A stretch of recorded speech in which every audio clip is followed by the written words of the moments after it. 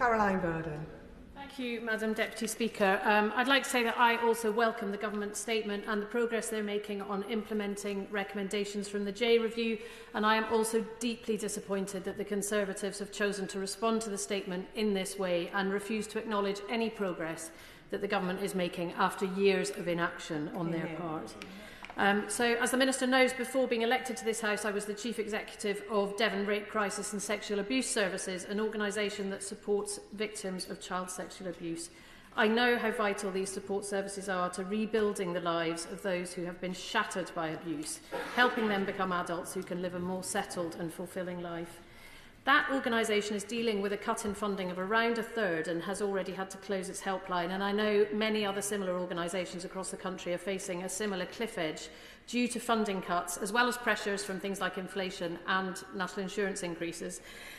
So I do warmly welcome the Minister's announcement of a doubling in funding for adult survivors of child sexual abuse. I'd just like to ask her what steps the Government is taking to ensure that children who have been victims of child sexual exploitation and grooming can receive timely access to appropriate victim support and trauma-informed services. Thank you.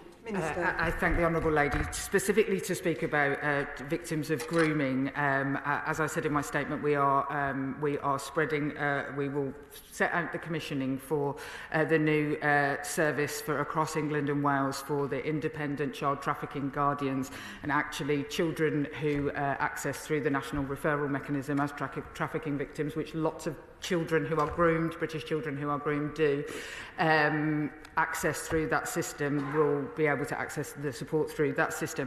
But as is laid out in the documents that we have today, actually improvements are needed in children's sexual violence therapeutic support. Anyone who has worked on the front line would absolutely know that, and anyone who's tried to make a referral through the generic services would also know that. And so what I wish, it would be disingenuous of me to stand here before the comprehensive spending review and say, and also I'm not sure that the Chancellor would thank me, but absolutely one of the major recommendations of ICSA was around children's therapeutic support, and that is very much at the front of my mind while we go through the comprehensive spending review.